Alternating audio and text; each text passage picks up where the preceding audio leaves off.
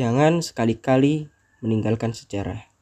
Assalamualaikum warahmatullahi wabarakatuh. Pada kesempatan kali ini, saya akan menjelaskan tentang perjuangan menghadapi pergolakan dalam negeri dalam peristiwa pemberontakan G30 SPKI. Sebelumnya, berikut adalah lambang Partai Komunis, yakni disimbolkan oleh palu dan arit dengan latar belakang warna merah. Di sampingnya terdapat foto D.N. Aidit, pemimpin Partai Komunis Indonesia pada saat itu, yang membedakan Partai Pemberontakan 48 dengan Pemberontakan 65, yakni pada pemimpinnya ya. Jika 48 dipimpin oleh Musso dan tahun 65 dipimpin oleh D.N. Aidit, Dipo Nusantara Aidit. Nah, yang menjadi pertanyaan, bagaimana PKI bisa tumbuh subur di Indonesia, berkembang pesat di Indonesia? Apa yang melatar belakang itu semua? Berikut penjelasannya. Pada pemilu 1955, pemilu yang pertama kali diadakan, PKI masuk ke dalam 4 jajaran partai besar yang memenangi pemilu di bawah PNI, Masyumi, dan NU. Ditambah lagi dengan adanya gagasan dari Ir Soekarno, yakni Nasakom, nasionalis, agamis, dan komunis. Nah, gagasan itu jika kita merujuk pada hasil pemilu tahun 1955, pemilu tersebut menggambarkan adanya 3 ideologi besar, yakni PNI sebagai menggambarkan ideologi nasionalis, Masyumi dan NU yang menggambarkan ideologi agamis, serta PKI yang menggambarkan ideologi komunis. Di idenya Bung Karno ingin menyatukan 3 ideologi besar yang ada di Indonesia, yakni nasionalis, agamis, dan komunis. Ini yang menjadikan celah subur bagaimana PKI bisa tumbuh berkembang di Indonesia. Ya, apalagi menjelang tahun 1965 terdapat semacam segitiga kekuasaan. Soekarno di sebelah atas sebagai puncaknya, dan di bawahnya terdapat ada tentara dan juga PKI. Kedekatan antara Ir Soekarno dan juga PKI sangat erat, begitu pula Ir Soekarno dan juga tentara. Apa kesimpulan yang dapat kita tangkap? Ya, ada permasalahan atau konflik antara PKI dan juga TNI yang menyebabkan tidak jarangnya kita melihat adanya penyusup-penyusup PKI yang masuk ke dalam TNI ataupun anggota TNI yang berideologi komunis. Menjelang pecahnya pemberontakan G30 SPKI, PKI melancarkan beberapa langkah-langkah yang ofensif, antara lain yakni menguasai dan memfitnah lembaga tinggi negara dengan menuduh anggota-anggota dewan yang anti PKI sebagai kapitalis birokrat yang korup. Kedua yakni melakukan sabotase dan teror, seperti sabotase kereta api di berbagai daerah dan teror-teror yang dilancarkan oleh PTI seperti di Kanigoro, Kediri. Para kelompok BTI memasuki tempat ibadah tanpa melepas alas kaki dan melecehkan Al-Quran.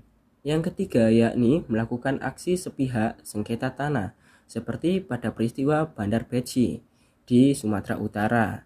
Pelda Sujono yang berusaha menghentikan aksi penyerobotan tanah tersebut tewas di tangan BTI. BTI yakni Barisan Tani Indonesia atau organisasi underflow atau organisasi bawahan dari PKI.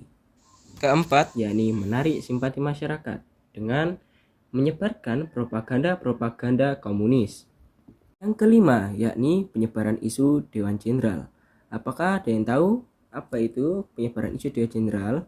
Penyebaran isu Dewan Jenderal yakni PKI mengeklaim dengan ditemukannya dokumen Gilchrist yang menyebutkan bahwa akan terjadi kudeta yang akan dilancarkan kepada Presiden Soekarno oleh kelompok tentara, dan PKI menyebutkan bahwa sekelompok tentara ini yang dinamakan sebagai isu Dewan Jenderal. Yang keenam yakni melakukan latihan kemiliteran di Lubang Buaya, Jakarta Timur. PKI juga mengusulkan untuk pembentukan angkatan kelima, yakni para buruh dan petani dipersenjatai oleh persenjataan militer. Nah, usulan tersebut ditolak oleh para tentara dan juga IR Soekarno. Para tentara tidak bisa membayangkan 21 juta jiwa petani dan buruh menggunakan senjata tanpa pengawasan mereka. Pada bulan Juli, kesehatan IR Soekarno mulai menurun. DNID memanggil dokter dari Cina untuk memeriksa kesehatan IR Soekarno. Dokter dari Cina tersebut menyebutkan bahwa IR Soekarno akan mengalami kelumpuhan ataupun meninggal. Kemudian pada tanggal 28 September 1965, PKI melaksanakan rapat Politbiro PKI dengan memutuskan untuk melancarkan aksinya. Tepat pada tanggal 1 Oktober dini hari atau mulai berlangsungnya pada tanggal 30 September sampai 1 Oktober dini hari, PKI yang dipimpin oleh Letkol Untung melaksanakan aksinya. PKI melaksanakan aksi kudeta dan melakukan pembunuhan terhadap sejumlah perwira TNI, antara lain yakni 1. Letjen Ahmad Yani, 2. Maijen S. Parman, 3. Maijen R. Suprapto, 4. Maijen M.T. Haryono, 5. Letu Pierre Andreas Tendean, 6. Brigjen Sutojo Siswo Miharjo, 7. Brigadir DI Panjaitan, 8. Brigadir Polisi KS Tubun. 8 korban tersebut berada di Jakarta. Ada lagi 2 korban yang berada di Yogyakarta, yakni 1 Kolonel Katamso dan 2 Letkol Sugiono. Jenderal Abdul Haris Nasution yang menjadi salah satu target dari aksi PKI tersebut berhasil lolos dengan memanjat tembok belakang rumahnya, tetapi sayangnya anaknya Adi Irma Suryani Nasution menjadi korban dari aksi keganasan PKI pada kala itu. Berikut adalah foto-foto korban dari pemberontakan G30S PKI. Pada berita RRI pagi harinya, Letkol Untung lalu menyatakan pembentukan Dewan Revolusi, sebuah pengumuman yang membingungkan masyarakat. Situasi tidak menentu pada saat itu, Maijen Soeharto mengambil alih pasukan Angkatan Darat dan segera melaksanakan aksi penumpasan PKI di bawah komando RPKAD Angkatan Darat yang melaksanakan langkah-langkah sebagai berikut, yakni 1. Mengumpulkan dan menyadarkan kembali badan-badan yang sebelumnya terpengaruh oleh PKI. Nomor 2. Merebut kembali Radio Republik Indonesia. Yang ketiga, menguasai tempat latihan militer PKI. Nomor 4. Menemukan sumur tempat pembuangan korban G30S PKI. Dan setelah ditemukannya sumur itu, Maijen Soeharto melaksanakan penggalian jenazah atau pengangkatan jenazah dan memakamkan para korban secara layak. Kemudian penangkapan Letkol Untung pada tanggal 11 Oktober 1965. Pasca G30S PKI muncul peristiwa demonstrasi besar-besaran yang dikenal dengan munculnya Tritura, 3 tuntutan rakyat yang berisikan 3 poin penting, yakni turunkan harga pangan, turunkan harga. Nomor 2, bersihkan kabinet dari unsur PKI, kabinet Dwi Kora dari unsur PKI. Yang ketiga, yakni bubarkan PKI.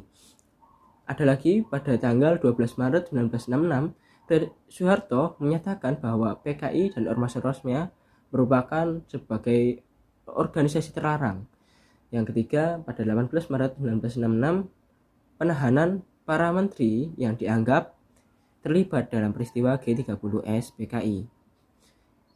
Sebenarnya ada satu lagi sampai munculnya TAP MPRS nomor 25 tahun 1966 yang menyatakan PKI dinyatakan sebagai organisasi terlarang sampai saat ini ya.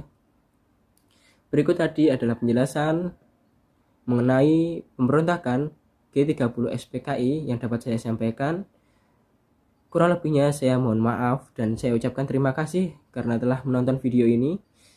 Bila ada pertanyaan silakan dituliskan di kolom komentar. Sekian dari saya ucapkan wassalamualaikum warahmatullahi wabarakatuh.